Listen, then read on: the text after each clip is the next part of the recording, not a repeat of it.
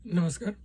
आज हम शुरू करेंगे स्टोन एज, पूरा पाषाण एज वगैरह पर जो है सो डिस्कस करेंगे और उसका जो मेन पॉइंट होगा उसके बारे में हम लोग जो है सो जानकारी प्राप्त करेंगे, क्योंकि ये जो है सो इससे किसी न किसी वे में एक क्वेश्चन जो है रहता ही है, तो उस हिसाब से हम इसको शुरू कर लेंगे। ठीक है ना, तो आप लोग भी जो है सो आ जाइए, इसको शुरू करते हैं। चलिए, सबसे पहले तो समझने का प्रयास करते हैं प्राग ऐतिहासिक काल क्या है। वह इतिहास जिसे पुरातात्विक साक्ष्यों के आधार पर लिखा जाता है उसको प्राग ऐतिहासिक काल कहते हैं। ठीक है, तो पाषाण काल को 3 भागों में बांटा गया है। वो है पूरा पाषाण काल, मध्य पाषाण काल और तीसरा नव पाषाण काल। पूरा पाषाण काल में मनुष्यों की जीविका का आधार क्या था? पूरा पाषाण काल में मनुष्यों की जीविका का मुख्य आधार जो था वो था शिकार। पूरा पाषाण काल पुरातत्व सर्वेक्षण विभाग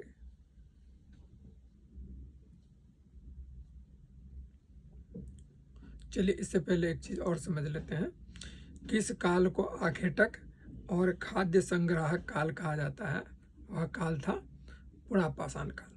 ठीक है, अब आते हैं पुरातत्व सर्वेक्षण विभाग किस मंत्रालय के अधीन कार्य करता है? तो ये सांस्कृतिक मंत्रालय के अधीन कार्य करता है। प्रागैतिहासिक काल के अंतर्गत किन संस्कृतियों को रखा गया है? तो पाषाण मतलब पत्थर, मतलब स्टोन। ठीक है, प्रागैतिहासिक काल के उपकरण और हथियार किससे बनाए जाते थे? पत्थर से। भारतीय पुरातत्व सर्वेक्षण निम्नलिखित विभाग मंत्रालय में से किसका संलग्नक का कार्य करता है? तो यह संस्कृति मंत्रालय के अंतर्गत आता है। राष्ट्रीय मानव संग्रहालय कहाँ पर स्थित है? तो यह भोपाल में है। सरीसृपों का स्वर्णयुग है मिसोजाइक। ताम्र प्रस्तर युगीन लोग लिखने के लिए किसका उपयोग करते थे?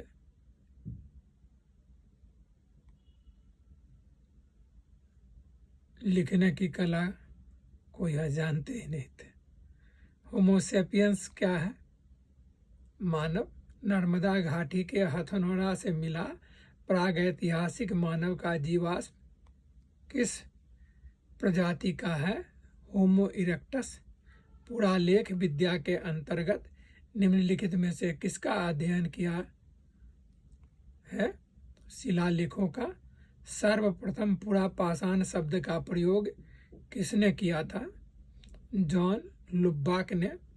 किस विद्वान को भारतीय पुरातत्व शास्त्र का पिता कहा जाता है?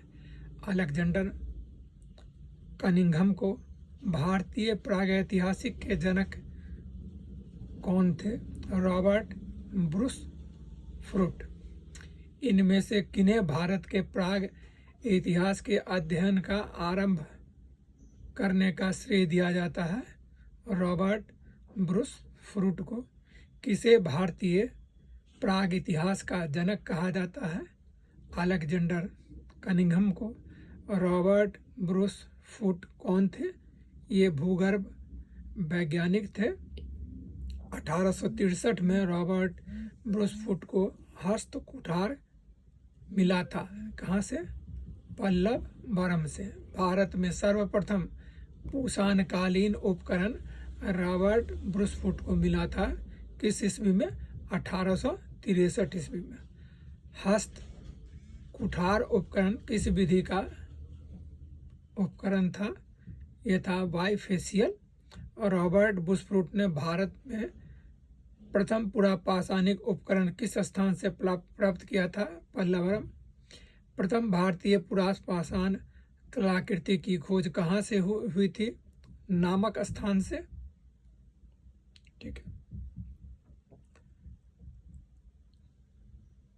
कोपेनहेगन संग्रहालय की सामग्री से पाषाण कांस्य और लौह युग का कोई त्रियुगी विभाग या विभाजन किसने किया था? सीजे थॉमसन ने। ज्ञानी मानव यानी कि होमोसेपियंस का प्रवेश इस धरती पर कब हुआ? लगभग 30,000 या 40,000 इस वर्ष पूर्व। ताम्बती नाम के किस संस्कृति को जाना जाता है?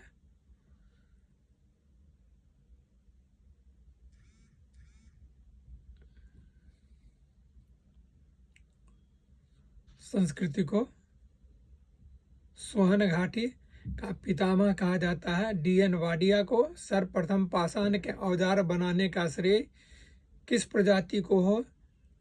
होमो हैबिलस।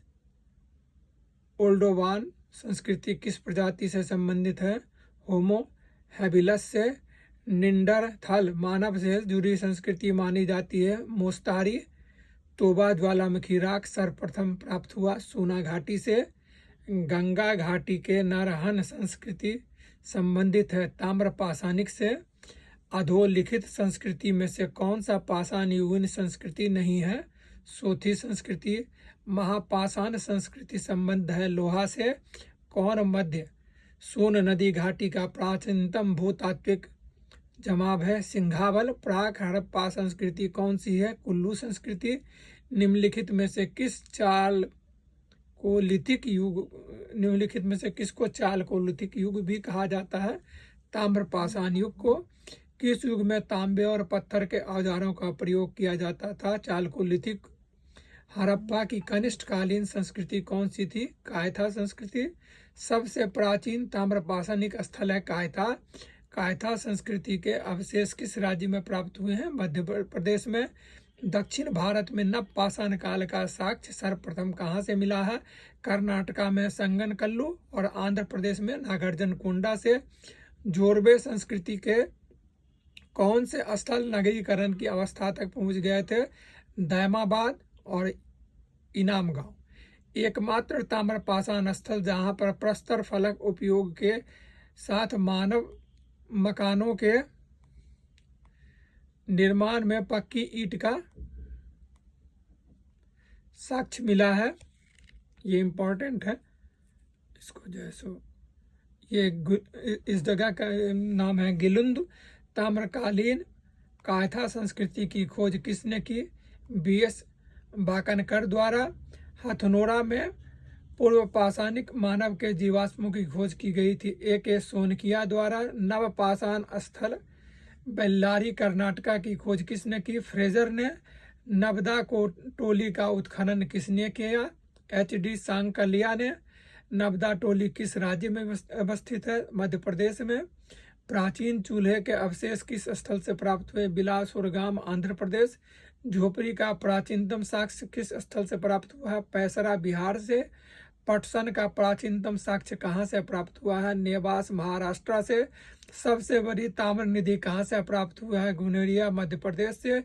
जोरबे संस्कृति के स्थल में अधिवास विन्यास का सबसे अच्छा प्रमाण कहाँ से प्राप्त हुआ है? इनाम गांव से। इनाम गांव मुख्य प्रमुख किसका पुरास्थल है? जोरबे संस्कृति का। फसल काटने का आयताकार पाषाण उपकरण हार्वेस्टर किस नवपाषाणिक स्थल से प्राप्त हुआ है? कश्मीर से। मानव सभ्यता की विकास की प्रथम अवस्था कौन सी थी? शिकार अवस्था। प्राचीन पाषाण युग के निवासियों को किस विषय का ज्ञान था? शिकार का। पूरा पाषाण काल पैलियोलिथिक एज के लोगों का मुख्य व्यवसाय क्या था? आखेट एवं खाना एकत्रीकरण। किस एक स्थल से नव पाषाणिक संस्कृति से लेकर हड़प्पा सभ्यता तक के जो है सो प्रमाण प्राप्त हुए हैं? मेहरगढ़ से। प्रागैतिहासिक युग में मानव कहाँ रहते थे? मचान पर, कंदरा में और झोपड़ी में। निम्न में से एक पुरा पाषाण के पुरा स्थल से पाषाण संस्कृति से लेकर हड़प्पा सभ्यता तक का प्रमाण मिलता है मेहरगढ़ से। तिथि क्रमानुसार व्यवस्थित कीजिए। पूरा जो है सो ये क्रम में ही है, ऐसा पूछा जा सकता है, हमने इसको क्रम में ही रखा। पूरा पाषाण युग, मध्य पाषाण युग, नव पाषाण युग और ताम्र पाषाण युग। ये जो है सो जो प्रागैतिहासिक काल था, स्टोन एज था, वहाँ से लेके ताम्र एज तक में जो कुछ महत्वपूर्ण चीज़ें थी, इसको हमने एक जगह एकत्रित करने का प्रयास किया है। और ये मैं आपके जो सो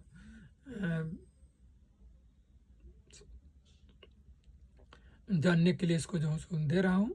आप लोग इसको देखें और इसको बार बार पढ़ें। इसमें कुछ चीज़ें हैं जो अपने आप में यूनिक है, वो आपके लिए जानना ज़रूरी है, ठीक है। और प्लीज़ सब्सक्राइब कर लें। थैंक यू वेरी मच और नमस्कार।